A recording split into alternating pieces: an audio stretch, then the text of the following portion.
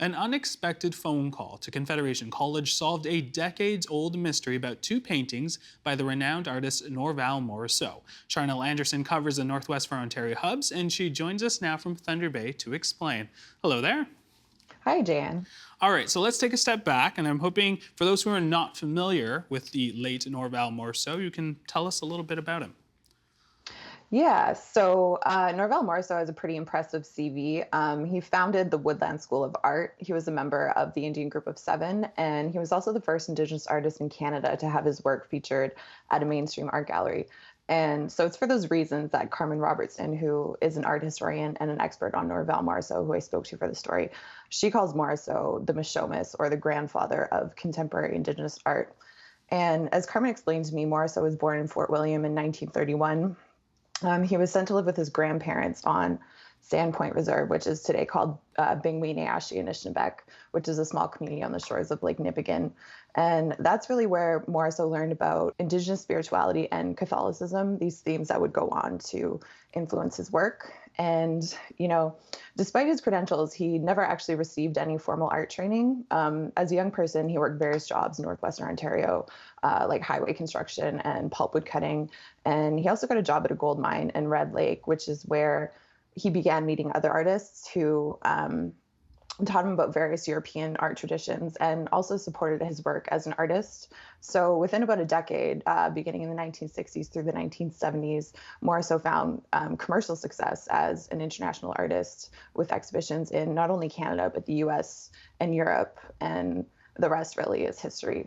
Well, let's pick up on that. How would you describe his influence? Obviously, not just here in Canada, but internationally. But yeah, what was his influence like? I think, well, like right over here on my wall, I have a painting, which is it's not a Norval Morrisseau painting, it's by a local artist in Thunder Bay named Kevin Belmore.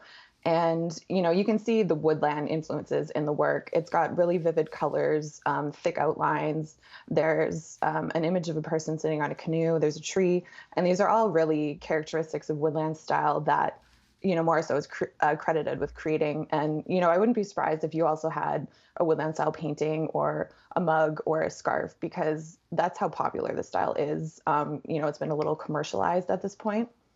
And as I said, Morrisseau was also one of the members of the Indian Group of Seven, alongside artists like Daphne Ojig, Carl Ray, these contemporary artists who were also influenced by Morrisseau's work. And I think he's really influenced every subsequent generation of artists, because to this day, there's still many First Nations artists, particularly in the Great Lakes region, who continue to paint in this woodland style. All right, I want to talk about two paintings, Demigod 1 and Demigod 2. These two paintings were donated to the Confederation College in Thunder Bay in the 1970s and then stolen from this lobby in 1981. What exactly happened here? Yeah, so that photo was taken in the 70s, I believe, but you can see the paintings there in the foyer. And based on news reports, shortly after the theft, it appears that two young people walked into the college, and everyone at the college sort of thought that they were there working, perhaps removing the paintings so they could move them to another part of the building, which apparently was not uncommon at that time. But eventually people caught on when they realized the paintings were missing. They were no longer in the building. And, it's been a long time, but no one's been arrested in relation to these thefts. However, spokesperson for the Thunder Bay Police Service says the investigation remains ongoing. However, after the theft, we know from court documents that the paintings made their way to an art gallery in Montreal, which no longer exists. And it was there from that art gallery in 1981, the same year the paintings went missing, that a Montreal-based lawyer and art collector purchased the paintings for $7,000, which, according to court documents, he didn't know were stolen until 2018. All right, so take us to where we are now. We sort of know that these paintings have sort of resurfaced. How exactly did they sort of come about?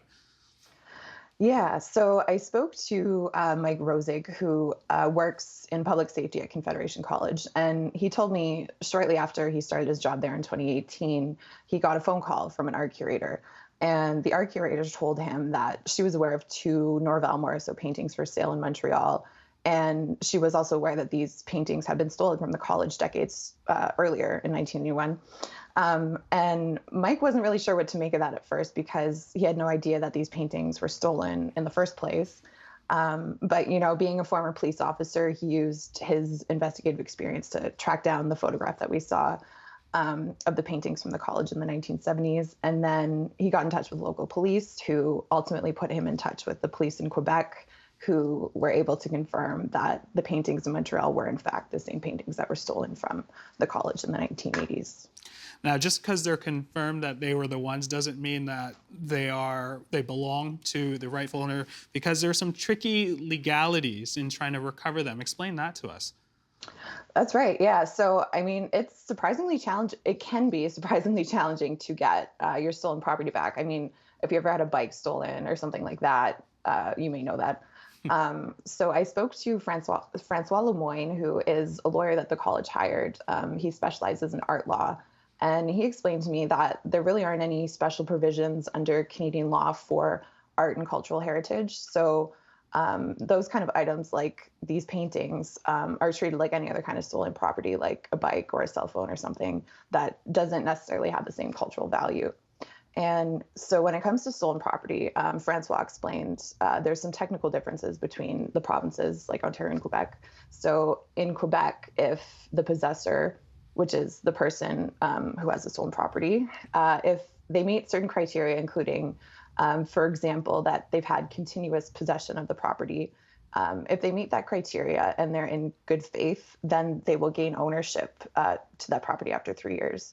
And here in Ontario, the possessor doesn't gain ownership, but after 2 years, the statute of limitations prevents the rightful owner from suing for their property back. So the gist of it is that if your stolen property is gone long enough, 2 or 3 years, it's almost impossible to get it back. Now, we should mention that a deal was made. Those paintings are now in this province. They are back where they sort of belong, and they were donated to the local gallery there. We have a photo of a more recent photo of those paintings, Demigod 1 and Demigod 2. Tell us what we're looking at here. That's right. Yeah. So in reporting for the story, I got to go to the art gallery and meet with Sharon Godwin, who is the lady in that photo. And she's the director of the art gallery. And, she explained that it's important that these pieces are back here because of their history. They belong in this region where Morrisseau did a lot of his work and lived a lot of his life, right? As opposed to being in a private collector's collection hanging in their house where, not a lot of people get the opportunity to see them. Charnel, very important story and very interesting story as well. Thank you so much for your time. And I should mention, for more on Norval Morrisseau, to check out our Art of Sovereignty podcast that explores the lives of 8 First Nation artists. Thanks again, Charnel. Thank you.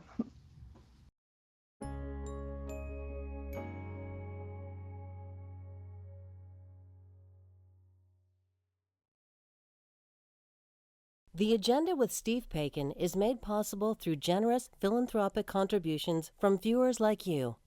Thank you for supporting TVO's journalism.